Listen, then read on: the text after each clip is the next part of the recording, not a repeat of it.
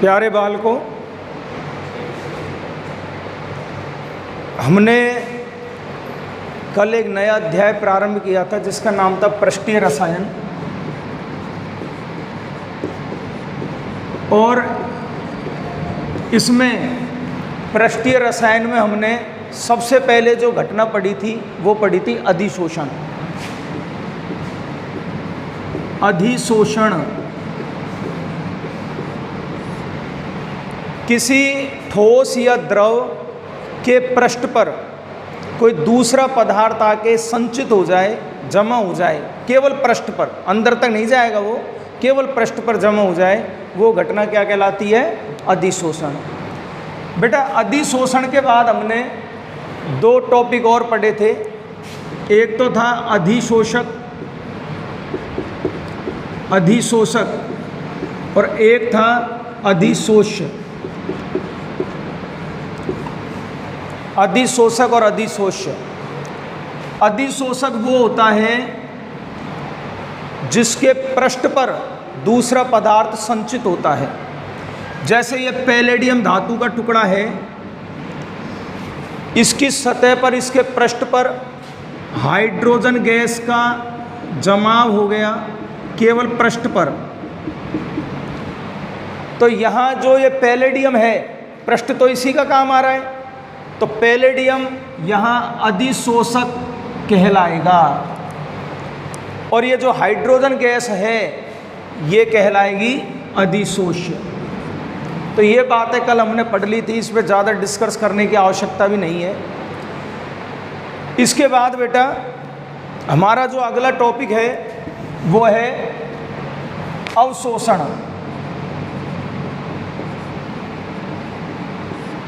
अवशोषण देखिए, ये फोम है, फोम का टुकड़ा। इस फोम के टुकड़े को हमने, यहाँ पानी फैला हुआ है, नीचे डाल दिया। आप क्या देखोगे, ये फोम अंदर तक गीली हो जाती है। अंदर तक क्या हो जाती है? गीली। इसका मतलब जो जल के अणु हैं वो फोम के अंदर तक, यानी स्थूल अवस्था तक, अंदर यानी स्थूल अवस्था, एनसीईआरटी में शब्द दे रखा है स्थूल, यानी अंदर तक जल के अणु इस फोम में अंदर तक प्रवेश कर गए, स्थूल अवस्था तक प्रवेश कर गए। तो जब कोई पदार्थ दूसरे पदार्थ के अंदर तक यानी स्थूल अवस्था तक प्रवेश कर जाए, वो घटना क्या कहलाती है? अवशोषण। 7वीं 8वीं क्लास से इस शब्द को सुनते आ रहे हैं, अवशोषण। फोम के द्वारा जल का अवशोषण। चौक का टुकड़ा है, इस चौक को आप पानी में डाल दो, अंदर तोड़ के देखो, अंदर तक गीला होगा कि नहीं होगा? बिल्कुल होगा। यानी जल के अणु इस चौक में अंदर तक प्रवेश कर गए। जल के अणु चौक में अंदर तक यानी स्थूल अवस्था तक प्रवेश कर गए। तो बेटा ये घटना क्या कहलाती है? अवशोषण। तो दोनों घटनाएं अलग अलग है, अधिशोषण और अवशोषण। अधिशोषण में कोई पदार्थ दूसरे पदार्थ के केवल पृष्ठ पर संचित होता है। अधिशोषण में कोई पदार्थ दूसरे पदार्थ के केवल पृष्ठ पर संचित होता है, जबकि अवशोषण घटना में कोई पदार्थ दूसरे पदार्थ की स्थूल अवस्था तक, कहाँ तक बेटा? स्थूल अवस्था तक, यानी अंदर तक प्रवेश कर जाता है। तो इसमें एक टॉपिक और जोड़ देते हैं अपन, अवशोषण। इसके बाद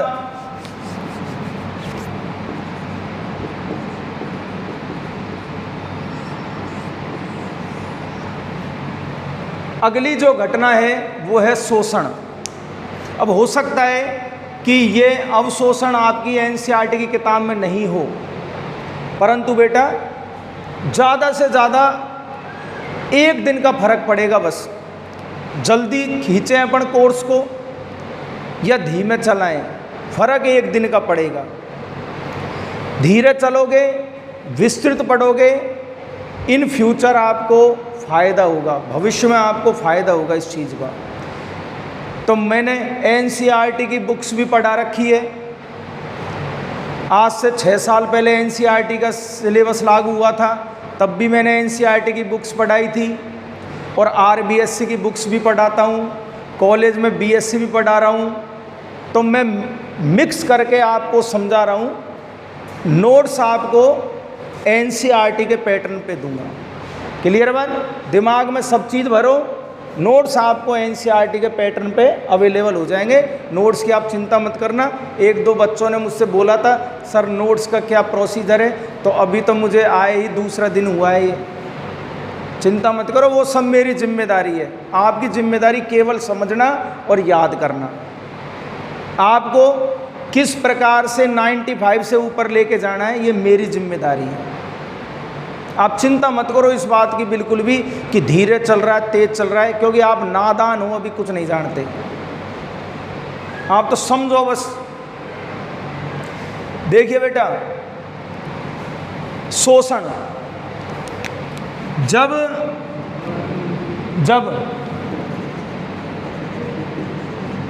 अधिशोषण की घटना और अवशोषण की घटना,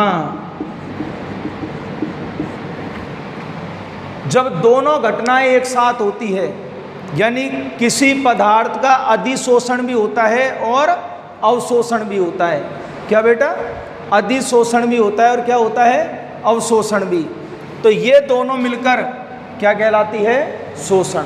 तो मैं 3 डायग्राम बनाऊंगा आपके सामने। ये 3 डायग्राम मैं आपके सामने बनाऊंगा बेटा। इसमें आप देखिए, ये गोल गोल जो मैंने घेरा बनाया है, ये कोई पदार्थ है, और ये क्रॉस क्रॉस जो मैंने बनाए हैं, ये कोई दूसरा पदार्थ है। ये जो चित्र है, ये चित्र इस बात को दर्शा रहा है कि एक पदार्थ दूसरे पदार्थ के केवल पृष्ठ पर संचित है। तो यह डायग्राम कौन सी घटना को बता रहा है? अधिशोषण को। यहाँ एक पदार्थ के अंदर तक, यानी स्थूल अवस्था तक दूसरा पदार्थ प्रवेश कर चुका है। तो बेटा ये किसको बता रहा है? अवशोषण को। और ये देखिए आप,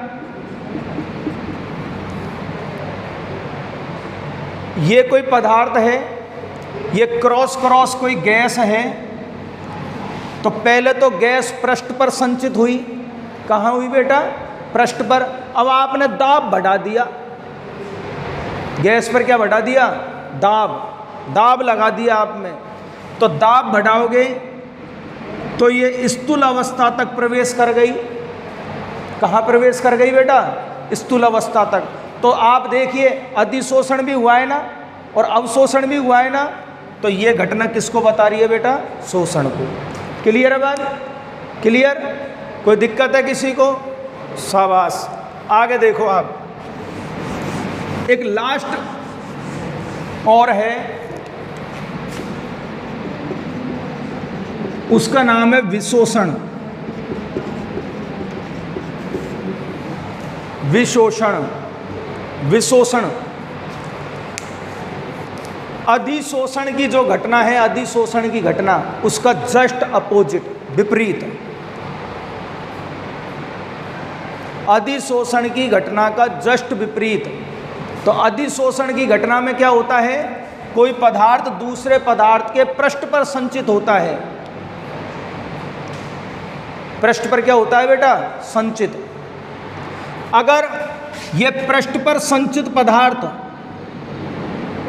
पृष्ठ को छोड़कर अलग हो जाए, यह पृष्ठ पर संचित पदार्थ पृष्ठ को छोड़कर क्या हो जाए बेटा? अलग हो जाए, यह घटना क्या कहलाती है? विशोषण। क्या कहलाती है बेटा? विशोषण। मैं बता रहा हूं, उदाहरण देखिए आप, उदाहरण बता रहा हूं। देखो बेटा, यह पैलेडियम धातु का टुकड़ा, क्लियर है? बिल्कुल शुद्ध पैलेडियम धातु। इसको मैंने हाइड्रोजन से भरे सिलेंडर में डाल दिया। भैया कल मैंने आपको बताया कि हाइड्रोजन गैस के अणु इसके पृष्ठ पर अधिशोषित हो जाएंगे। क्या हो जाएंगे? अधिशोषित। अब मैं संचित नहीं बोलूँगा, मैं जमा नहीं बोलूँगा, क्योंकि अब मैं अधिशोषण हम समझ चुके हैं, तो अब अपन लैंग्वेज वही बोलेंगे ना। हाइड्रोजन गैस पैलेडियम की सतह पर अधिशोषित हो गई, हो गई। अब एक काम करो, आप इस टुकड़े को धूप में रख दो, धूप में रख दो बेटा, या इसको गर्म करो। अब देखो 11वीं क्लास में आपने पढ़ रखा है, जब आप इसे ताप के संपर्क में रखोगे, जब आप इसे बेटा ताप के संपर्क में रखोगे, जब आप इस पैलेडियम धातु के टुकड़े को ताप के संपर्क में रखोगे, तो जो हाइड्रोजन गैस है उस गैस के अणु ऊष्मा ग्रहण करेंगे, करेंगे ना। और ऊष्मा ग्रहण करने से ये अणु सक्रिय होकर सतह को छोड़ देंगे, उड़ जाएंगे। तो गैस है, क्या है बेटा? ये गैस, ये गैस है। आपने अगर धूप में रख दिया ये टुकड़ा, या आपने गर्म कर दिया, तो हाइड्रोजन गैस के जो अणु हैं वो ऊष्मा ग्रहण करेंगे, ऊष्मा ग्रहण करके उत्तेजित हो जाएंगे और सतह को छोड़कर निकल जाएंगे। बताओ कौन सी घटना घटित हुई है? विशोषण। क्लियर है बात? कोई दिक्कत है भैया? अधिशोषण, अधिशोषक और अधिशोष्य, ये 3 और ये 4 विशोषण, ये प्रत्येक बच्चे को याद होनी चाहिए, क्योंकि ये चारों परिभाषाएं मैंने मेरे 12 साल के अनुभव में माध्यमिक शिक्षा बोर्ड के पेपर में आती हुई देखी है। और सिंपल है, कोई इसी विशेष बात है नहीं, इसमें कोई मैथमेटिक्स नहीं है, इसमें कोई और डेरिवेशन नहीं है, ये तो सिंपल बात है। क्लियर है भाई? अब हम थोड़ा सा आगे चलते हैं बेटा। देखो, अब मैं थोड़े एक आध दो आपको उदाहरण से बताता हूं, अधिशोषण के दैनिक जीवन में उदाहरण। क्लियर बात? अधिशोषण के दैनिक जीवन में क्या क्या उदाहरण है। देखिए, नंबर पहली बात, अपरिष्कृत शर्करा। आपको पता है चीनी जो हम उपयोग में लेते हैं वो गन्ने का जो रस होता है उससे बनाई जाती है, सब समझते हैं। आपने देखा है गन्ने का रस, जब हम गन्ने जो रस निकालने वाला होता है, वो गन्ने का रस जब निकाल के हम उसको पीते हैं, कैसे रंग का होता है वो? मटमैले रंग का, रंगीन होता है वो।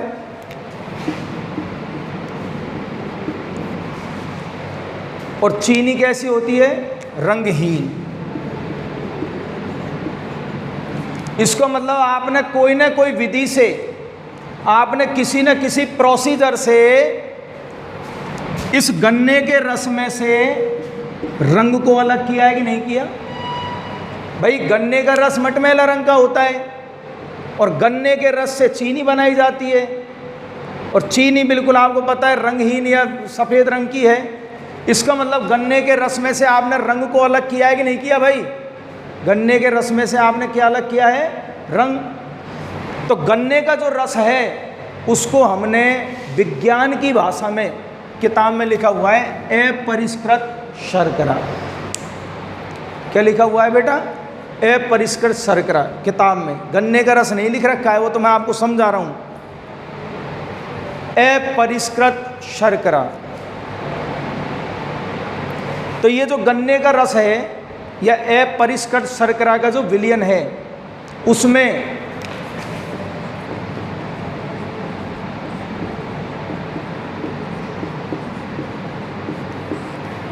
क्या डाला जाता है? जांतव चारकोल। क्या डाला जाता है बेटा? जांतव चारकोल। अब मुझे ऐसा लग रहा है कि इन शब्दों से आप अनजान हो। जांतव चारकोल,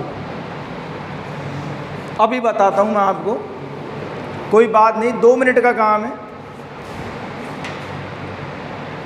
कोयला देखा है, लकड़ी को जला के कोयला प्राप्त होता है, तो ये कोयला ही है एक प्रकार से, परंतु हड्डी का कोयला। किसका कोयला बेटा? हड्डी का। समझ में आई बात? लकड़ी को जला रहे हैं, वो काला कोयला तो सब जानते हैं परंतु हड्डी का कोयला, हड्डी को जलाकर जो कोयला प्राप्त हो रहा है वो है जांतव चारकोल। उसको केमिस्ट्री की भाषा में अपन ने क्या नाम दिया है? जांतव चारकोल। तो ये कोयला है भाई वही हड्डी का, जांतव चारकोल। बेटा इसकी सतह को यदि हम सूक्ष्मदर्शी से देखें, इसकी सतह को सूक्ष्मदर्शी से देखें, मधुमक्खी का छत्ता देखा है आपने सूखा? मधुमक्खी के छत्ते में छोटे छोटे छिद्र होते हैं ना, बोलो होते ही नहीं होते हैं? मधुमक्खी के छत्ते में छोटे छोटे छिद्र होते हैं। इसी प्रकार ये जो कोयला है, इसको जब सूक्ष्मदर्शी से आप देखोगे तो बेटा इसकी सतह पर छोटे छोटे आपको छिद्र दिखाई देंगे ऐसे। क्लियर बात? अब इस कोयले को आप अपरिष्कृत शर्करा का जो विलयन है, गन्ने का रस है, उसमें डाल दो, तो बेटा रंग के जो अणु हैं, किसके अणु? रंग के अणु, वो इन छोटे छोटे छिद्रों में सेट हो जाएंगे, अधिशोषित हो जाएंगे। तो ये जो कोयला है, इसकी सतह पर जो रंग के अणु हैं वो क्या हो जाएंगे बेटा? अधिशोषित हो गए। अब इस कोयले को गन्ने के रस में से बाहर निकाल लो, बताओ अब जो विलयन प्राप्त होगा वो कैसा होगा? रंगहीन। बोलो समझ में आया कि नहीं आया? क्लियर है बात? रंगहीन। अब ये तो देख अपनी किताब में परिष्कृत शर्करा लिख रहा है, और मैं तुमसे क्या कह रहा हूं? कैसा ही रंगीन विलयन, कलर्ड सॉल्यूशन, रंगीन विलयन, लाल रंग का, पीला रंग का, कैसा ही हो, आप जग में उसे लो, उसमें चारकोल का टुकड़ा डाल दो, थोड़ी देर बाद चारकोल को जब बाहर निकालोगे तो वो रंगहीन विलयन हो जाएगा। क्यों? क्योंकि रंग के जो अणु हैं वो चारकोल की सतह पर क्या हो गए? अधिशोषित। क्लियर बन? तो बताओ इस घटना में अधिशोषण उपस्थित है या नहीं है? बताओ है या नहीं है? दूसरी घटना बता रहा हूं, देखो दूसरी घटना।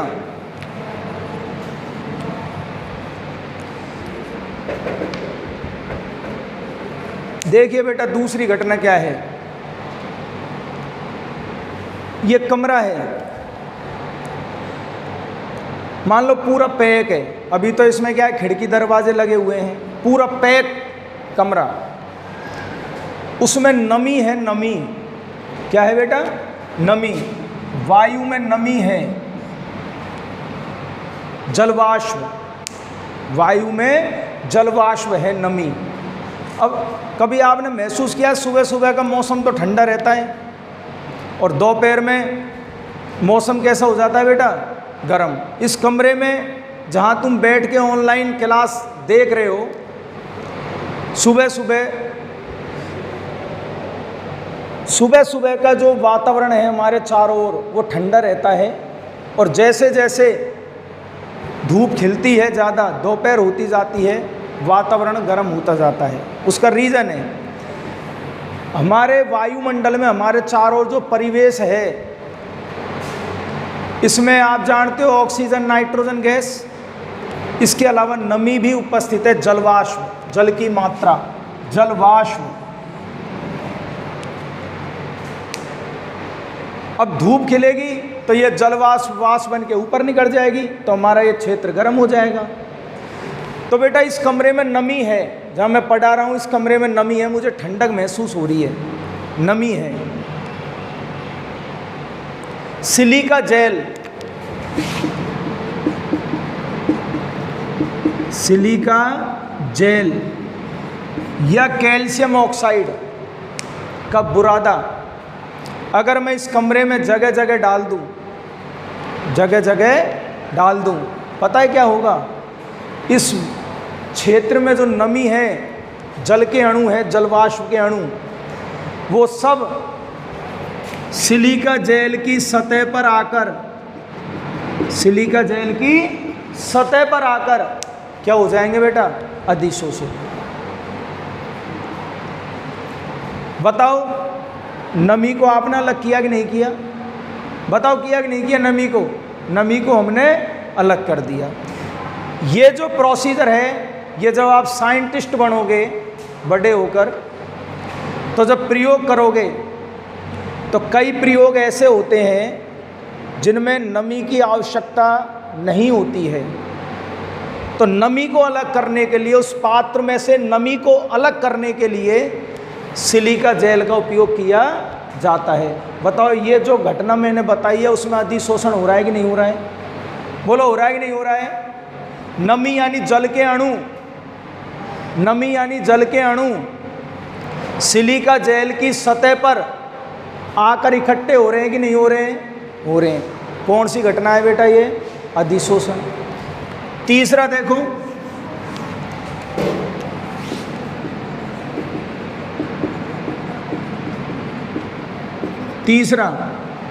तीसरी घटना बताता हूं बेटा। कभी आपने सुना है क्या?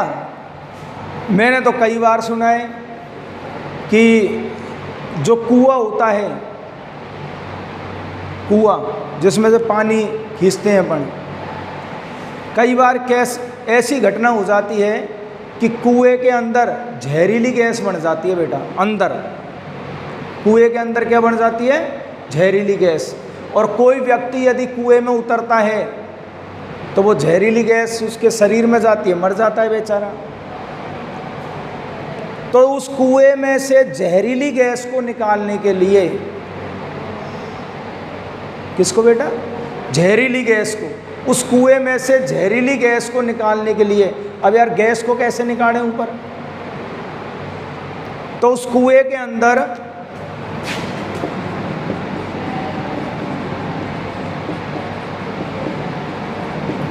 उस कुएं में नारियल चारकोल या जांतव चारकोल, नारियल चारकोल समझ गए होंगे, समझाने की जरूरत ही नहीं पड़ी जब जांतव चारकोल समझा दिया तो। नारियल जानते हो ना? नारियल चारकोल या जांतव चारकोल के टुकड़े कुएं में डाल दिए जाते हैं। तो कुएं के अंदर जो गैस है ना बेटा, वो जहरीली गैस, उस गैस के अणु इस चारकोल की सतह पर आकर, बेटा गैस के अणु चारकोल की सतह पर आकर क्या हो जाते हैं? अधिशोषित। क्या हो जाते हैं बेटा? अधिशोषित। तो बताओ, कुएं में से जहरीली गैस को अलग किया कि नहीं किया? तो ये कई घटनाएं हैं, ऐसी और भी घटनाएं मैं आपको बताऊंगा जब पाठ अपन बीच बीच में पढ़ेंगे। इन घटनाओं में कौन सा प्रोसीजर काम आ रहा है? अधिशोषण। क्लियर है बात? अब हम और आगे चलते हैं।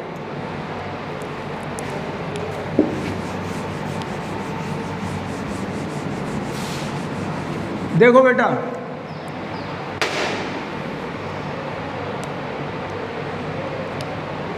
इसके बाद जो हमारा टॉपिक है वो है अधिशोषण के प्रकार।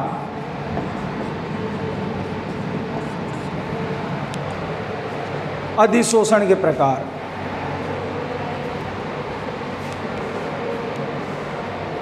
सबसे इंपॉर्टेंट प्रश्न इस पाठ का,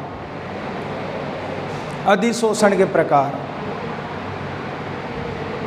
और देखिए, आपके पास एनसीईआरटी की बुक्स भी है, आपके पास विद्यालय से दिए गए एक्स्ट्रा बुक्स भी है। समझ रहे हो ना प्यारे विद्यार्थियों? ये मेरा दूसरा दिन है कहीं घर जाके आप किताब खोल के मिलान करो कि गुरुजी ने ये टॉपिक छोड़ दिया, ये वो कर दिया। मिलान आप उस दिन करना जिस दिन पाठ कंप्लीट हो जाए। आगे मेरी बात समझ में क्लियर है बात? जिस दिन मैं बोल दूं ना कि आज पाठ खत्म, उस दिन बुक्स में से अपने नोट्सों को मिलान करना। अभी मत करना, कहीं कल ही आके मुझसे बोल दो, क्योंकि ये साइंस है, ये क्रम से नहीं चलती है। अंग्रेजी के वर्ण तो क्रम से चलते हैं, ए के बाद बी आएगा, बी के बाद क्या आएगा बेटा? सी। परंतु ये साइंस है। आपने देखा होगा, आपको सबसे पहले ठोस अवस्था वाला पाठ नहीं पढ़ाया था, आपको सबसे पहले कोऑर्डिनेशन, कंपाउंड या सॉल्यूशन पढ़ाया था, है ना? तो ये साइंस है, इसको कैसे ही आप एडजस्ट करके पढ़ना है अपन को, क्रम। तो कहीं आज ही किताब खोल के देख लो कि गुरुजी ने एनसीईआरटी की किताब में एक टॉपिक था अधिशोषण और अवशोषण के भेद, ये तो पढ़ा ही नहीं। तो ये मैंने पढ़ा दिया आपको, बताया था मैंने, अधिशोषण तो पृष्ठ पर होता है और अवशोषण स्थूल अवस्था तक होता है, बताया था ना मैंने। आप तो मैं पढ़ा रहा हूँ, उसको पढ़ो। जिस दिन मैं बोल दूंगा कि आज पाठ खत्म, उस दिन आप पूरा क्रम भाई मिलान कर लेना, सब चीज़ मिलेगी, एक्स्ट्रा ही मिलेगा अपने पास। चलो आगे पढ़ते हैं। इम्पोर्टेंट टॉपिक है अधिशोषण के प्रकार। सभी विद्यार्थी 15 मिनट सब काम छोड़ दो और केवल ऑनलाइन क्लास पे ध्यान रखो भाई, और कोई काम आपको नहीं करना है। देखिए अधिशोषण के प्रकार। बेटा उदाहरण दूंगा, उदाहरण। उस उदाहरण यदि आपके सेट बैठ गया तो 2 नंबर तो आपके क्लियर हो गए भाई।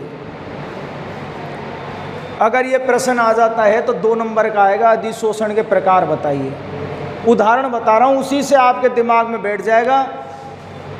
रामायण तो एक अलग बात है। ये पैलेडियम धातु का टुकड़ा या निकिल का टुकड़ा या प्लेटिनम का टुकड़ा, कहानी वही है भैया। यदि इस टुकड़े को आप प्रयोगशाला में ले जाकर सूक्ष्मदर्शी से देखोगे तो बेटा इसके सतह पर मधुमक्खी के छत्ते के समान छोटे छोटे छिद्र दिखाई देंगे। कहानी वही है भाई। जैसे चारकोल की सतह पर छिद्र दिखाई दिए थे ना, ऐसे इसकी सतह पर छिद्र दिखाई देते हैं।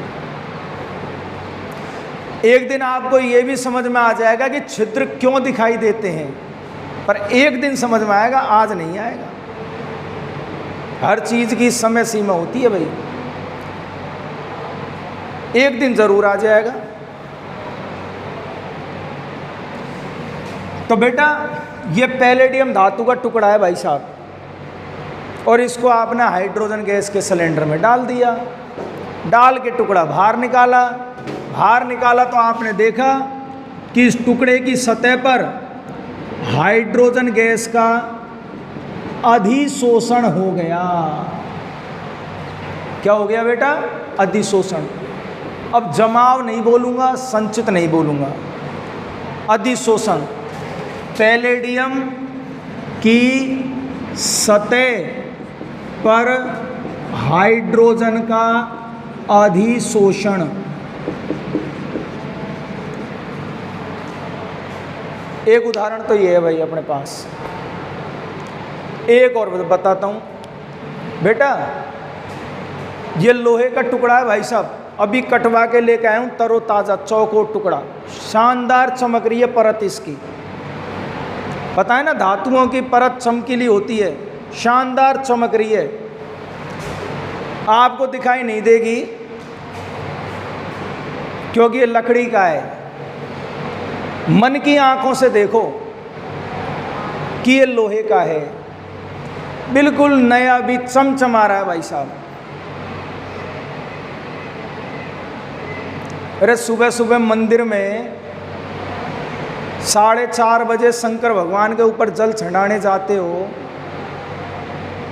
तो पत्थर ही तो है, देखोगे तो पत्थर है और मन से देखोगे तो शंकर भगवान है। यही बात है ना। एग्जाम के समय शनिवार और रविवार हनुमान जी का लाइन लगी रहती है, वेटिंग में नंबर आ रहा है, तो मानोगे तो हनुमान जी है मन से, और नहीं मानोगे तो पत्थर है। तो भैया ये मन से देखो आप इसको, ये लोहे का टुकड़ा है, बिल्कुल नया। इसको मैंने बाहर पटक दिया भाई साहब, मट्टी में पटक दिया, क्लियर बात। और 4-5 दिन बाद देखता हूँ इस लोहे की सतह पर भूरे रंग की परत जम जाती है। बेटा लोहे की सतह पर भूरे रंग की परत जम जाती है, जिसको आप बोलते हो जंग। क्या बोलते हो बेटा? जंग। ये लो, अब 2 मिनट में बताऊंगा आपको, विस्तृत वर्णन नहीं करूंगा। है जंग लगने की घटना अपने किताब में है, पर 5 दिन बाद आएगी वो। अभी तो 2 मिनट में बताता हूं क्या है।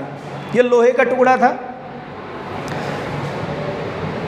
इसको बाहर पटक गया है। आप बाहर नमी थी, नमी, ये लोहे का टुकड़ा था, लोहा प्लस नमी प्लस ऑक्सीजन जो वायुमंडल में है। बेटा ऑक्सीजन गैस इस लोहे की सतह पर अधिशोषित हो गई। Fe की सतह पर ऑक्सीजन का क्या हो गया? अधिशोषण। तो अधिशोषण यहां भी हुआ है और अधिशोषण यहां भी हुआ है, परंतु बताता हूं दोनों में अंतर। यहां पैलेडियम और हाइड्रोजन के बीच रासायनिक क्रिया नहीं हुई। यहां पैलेडियम और हाइड्रोजन के बीच किसी प्रकार की रासायनिक क्रिया नहीं हुई, केवल एक दुर्बल वान डेर वाल्स बल है।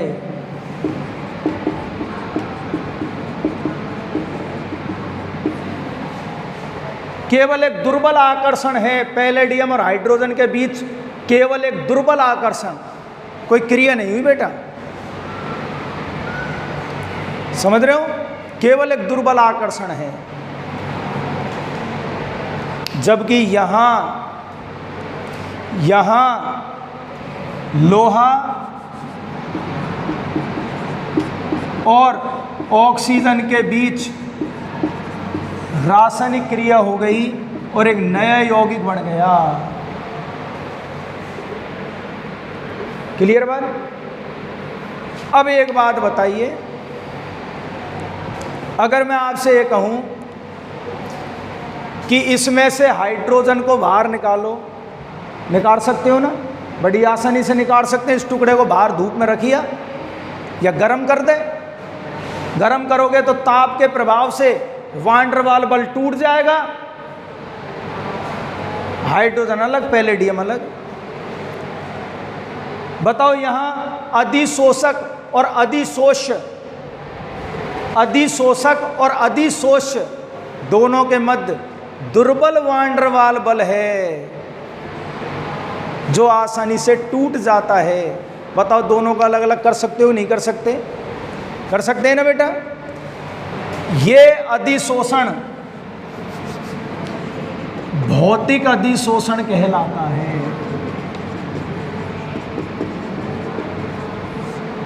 क्या कहलाता है बेटा? भौतिक अधिशोषण। तो यदि मान लो पेपर में पूछ ले भौतिक अधिशोषण क्या है, तो आप क्या कहोगे? इस प्रकार के अधिशोषण में अधिशोषक और अधिशोष्य के मध्य दुर्बल वान डेर वाल्स बल होता है। इनके बीच कोई रासायनिक क्रिया नहीं होती है। यह अस्थायी होता है। स्थायी है क्या? अरे स्थायी है क्या? अस्थायी है। तुमने धूप में रख दिया हाइड्रोजन अलग, ये अस्थाई होता है। कैसा होता है बेटा? अस्थाई। जबकि ये जो दूसरा उदाहरण है, इसमें तो भैया लोहा और ऑक्सीजन के बीच रासायनिक बॉन्ड, केमिकल बॉन्ड, रासायनिक बंध बन गया। बताओ बना कि नहीं बना? अभिक्रिया हुई कि ना हुई दोनों के बीच? अभिक्रिया हो गई। इस प्रकार का अधिशोषण रासायनिक अधिशोषण या रसाव शोषण कहलाता है। अब कोई पूछ ले रासायनिक अधिशोषण क्या है? अधिशोषण की वह घटना जिसमें अधिशोषक और अधिशोष्य के मध्य रासायनिक बंध बन जाए, क्रिया हो जाए, सतह पर कोई नया यौगिक बन जाए। बता जंग बनी कि ना बनी भाई? रासायनिक अधिशोषण कहलाता है। किसी भी विधि के द्वारा आप जंग में से लोहा और ऑक्सीजन को अलग नहीं कर सकते, क्योंकि दोनों रासायनिक बंध से बंध चुके हैं। और ये अधिशोषण कैसा होता है बेटा? स्थायी। बन गई जंग। अब तुम कितने की मंत्र बोलो, अलग अलग हो सकेगी या लोहा और ऑक्सीजन हो सके बेटा? क्योंकि स्थायी बॉन्ड बन गया, ये तो स्थायी यौगिक बन गया जंग। तो ये स्थायी होता है। और भौतिक अधिशोषण कैसा होता है बेटा? अस्थायी। कोई दिक्कत है किसी को? अब मैं एक बार बोर्ड को तो साफ करता हूं और फिर यहां बड़े प्यार से लिखता हूं भौतिक अधिशोषण। और भैया इधर भी इतने ही प्यार से लिख रहा हूं रासायनिक अधिशोषण।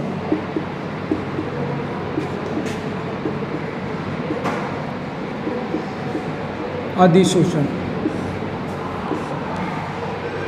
देखिए बेटा, आज तक हम ऑफलाइन पढ़े हैं भाई। ये कोरोना काल से पहले लॉकडाउन ऑफलाइन पढ़े थे सब। ऑफलाइन में क्या होता है?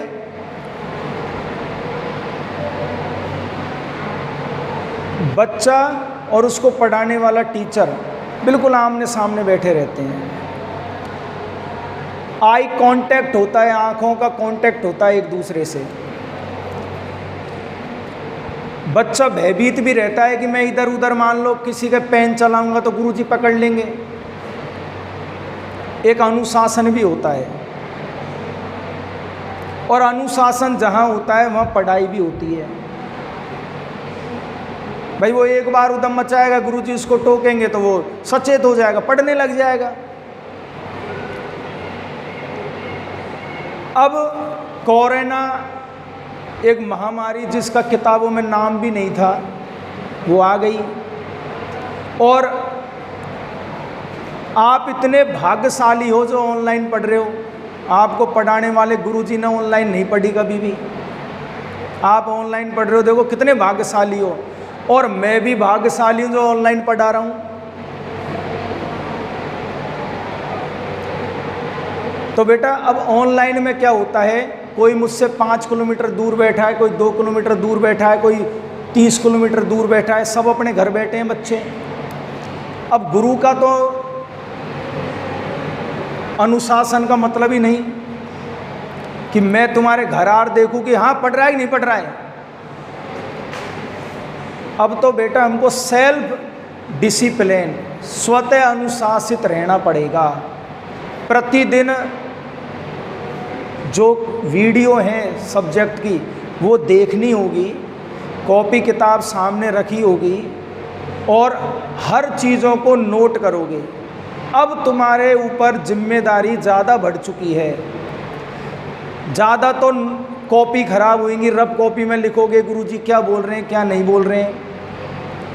मोबाइल, खैर मोबाइल देखने में तो जोर आता नहीं है क्योंकि सब एक्सपर्ट और रात रात भर फेसबुक व्हाट्सएप चलाते हो, तो मोबाइल देखने में तो खैर प्रॉब्लम है ही नहीं। मोबाइल तो आजकल वो है कि बच्चा रोटी खाना बाद में सीखता है और वो मोबाइल पे लिटिल सिंघम और मोटू पतलू पहले देखने लग जाता है, तो वो तो खैर समस्या है ही नहीं मोबाइल की और तो बेटा सेल्फ अनुशासित होकर आप पढ़िए और कोई भी समस्या हो विद्यालय में या मुझसे आप संपर्क कीजिए, मैं 100% आपकी समस्या को हल करूँगा। और दो बातें होती है, एक होता है कॉन्फिडेंस और एक होता है घमंड, गर्व और घमंड। एक होता है गर्व और एक होता है घमंड। रावण बहुत शक्तिशाली था, दुनिया भर की अपार शक्तियाँ उसके पास थी, पता है ना ये बात, मैंने देखा नहीं, रामायण में ही देखा है। दुनिया भर की अपार शक्ति रावण के पास थी बेटा, परंतु उसको घमंड हो गया था अपनी शक्तियों का, उसको घमंड हो गया था और घमंड के कारण आपको पता है उसका क्या हुआ था, नाश ही हुआ था, उसका कुल का ही नाश हो गया। एक होता है गर्व, अपनी शक्तियों पे गर्व करना। मैं गर्व के साथ कह रहा हूँ आपको केमिस्ट्री में किसी प्रकार की कोई प्रॉब्लम बिल्कुल भी क्रिएट नहीं होगी। और ये फालतू की जो बातें होती है ना, इनको दिमाग से आप निकाल दो। कोर्स कब होगा, कैसे होगा, अगर कोर्स ही लेट होता तो आज 12 साल मुझे ब्रांड स्कूलों में पढ़ाने का मौका नहीं मिलता, मैं कोई दूसरा धंधा कर लेता। मास्टर 1 साल में भगा देते मुझे संस्था प्रधान, यार तो वह कोर्स तो हो बना है। तो कोर्स कराना और परसेंटेज बढ़ाना वो मैं भली भांति जानता हूँ, मुझे बहुत बड़ा अनुभव है इस बात का। मैं जिस साल पहली बार पढ़ाने उतरा था संस्था में, उसी साल मेरे 7 बच्चों के 100 में 100 नंबर थे और वो संस्था यही है स्वामी केशवानंद शिक्षण। ये सब मैं जानता हूँ, परंतु बेटा देखो अब ऑनलाइन सिस्टम में आपको सेल्फ डिसीजन लेना पड़ेगा, पढ़ाई करनी पड़ेगी, डिसिप्लिन में रहोगे और मेरे पीछे पड़े रहोगे कि फ़ोन करके या किसी भी माध्यम से गुरुजी ये टॉपिक समझ में नहीं आ रहा, इसको आप तुरंत बताइए मुझे। और भैया खुद ही कोप मंडूप की तरह बैठे रहोगे, रसाव शोषण समझ में नहीं आ रहा है और डर लग रहा है कि गुरुजी से कैसे पूछें और वो पेट में दर्द कर रहा है, तो बेटा वो नासूर बन जाएगा फिर आपके लिए। देखिए नोट्स की आप चिंता मत करो, मैं 1-2 दिन में एडजस्ट करता हूँ। आज मेरे पास बात आई थी, 1-2 दिन तो आप पढ़ो, फिर मैं नोट्सों का देखता हूँ हिसाब, है ना। भौतिक अधिशोषण, रासायनिक अधिशोषण, आपके सामने प्रश्न पूछा जाएगा, भौतिक और रासायनिक अधिशोषण में अंतर बताइए। बेटा आपको 3 या 4 अंतर लिखने हैं और उदाहरण ज़रूर लिखना है, यह है सबसे बड़ी बात। देखो भौतिक अधिशोषण में अधिशोषक और अधिशोष के मध्य कौन सा बल होता है बेटा, वान डर वाल बल। जबकि रासायनिक अधिशोषण में उन दोनों के मध्य कौन सा बंध होता है, रासायनिक बंध। ये कैसा होता है बेटा, अस्थायी, जबकि ये कैसा होता है, स्थायी। भाई बॉन्ड ही बन गया यार, जब नया यौगिक ही बन गया स्थायी। ये उत्क्रमणीय होता है, पैलेडियम का टुकड़ा, हाइड्रोजन का अधिशोषण हो गया, बाहर रखिया, हाइड्रोजन निकल के चले जाएगी, फिर इस टुकड़े को वापस हाइड्रोजन के भरे सिलेंडर में डालोगे, हाइड्रोजन फिर इसके ऊपर क्या हो जाएगी बेटा, अधिशोषित। क्लियर बात। फिर इसको गर्म करो, हाइड्रोजन फिर बाहर निकल जाएगी। तो ये उत्क्रमणीय होता है, हाइड्रोजन अधिशोषित हो गई, हट भी गई, फिर अधिशोषित हो गई, फिर हट गई। जबकि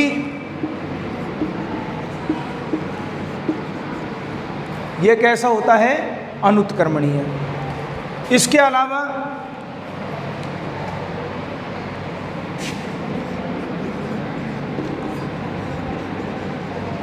बेटा जो अधिशोषण की घटना होती है, ऐसा देखा है, खैर हमारे टॉपिक से बाहर है ये चीज़ें।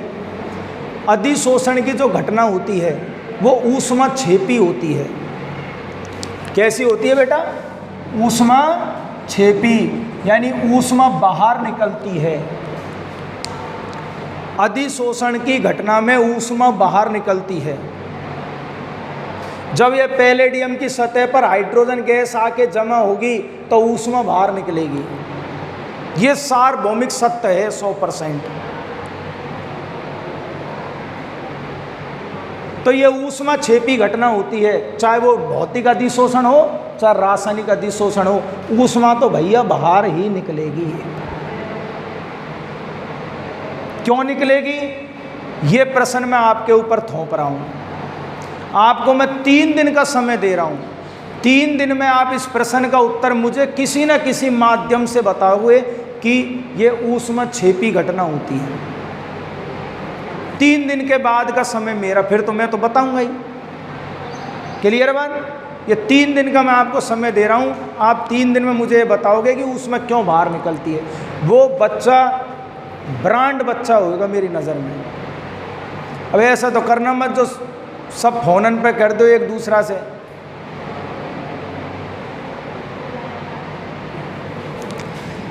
तो बेटा भौतिक अधिशोषण में जो एंथैल्पी परिवर्तन है, ऊष्मा परिवर्तन है, वो 20 से 80 किलो जूल प्रति मोल होता है। और रासायनिक अधिशोषण में एंथैल्पी परिवर्तन 80 से 240 किलो जूल प्रति मोल होता है। इधर देखो, इधर सभी विद्यार्थी, भौतिक अधिशोषण में ऊष्मा बाहर निकलेगी। अब एक बात बताओ यार, मेरे जेब में 100 रुपया है और 20 रुपये बाहर निकल जाए तो बताओ परिवर्तन हुआ कि नहीं हुआ? अरे हुआ कि नहीं हुआ? परिवर्तन हो गया। तो जब ऊष्मा बाहर निकलेगी तो बताओ परिवर्तन होगा कि नहीं होगा? तो भौतिक अधिशोषण में जो ऊष्मा परिवर्तन होता है वो 20 से 80 किलो जूल प्रति मोल होता है। जबकि रासायनिक अधिशोषण में ऊर्जा ज़्यादा बाहर निकलती है। रासायनिक अधिशोषण में जो ऊर्जा परिवर्तन होता है वो 80 से 240 किलो जूल प्रति मोल होता है। क्लियर बात? ऐसा तुमको 4 पॉइंट लिखने और नीचे उदाहरण लिखना है। पैलेडियम की सतह पर हाइड्रोजन का अधिशोषण, और उधर लिख देना जंग का लगना। क्लियर बात? अब आज आप वही प्रोसीजर डेली मुझे समझाने की आवश्यकता ही नहीं है। जितना पढ़ा दिया जाए किताब में से पढ़ोगे, कुछ समस्या होगी उसे आप पूछोगे। नोट्स फिर चौथी बार बता रहा हूँ, नोट्सों की चिंता मत करो, वो चिंता मुझे करनी है। अभी मुझे आए दूसरे दिन हुआ है, कोर्स की चिंता मत करो, गुरुजी कब कराएंगे कब नहीं कराएंगे।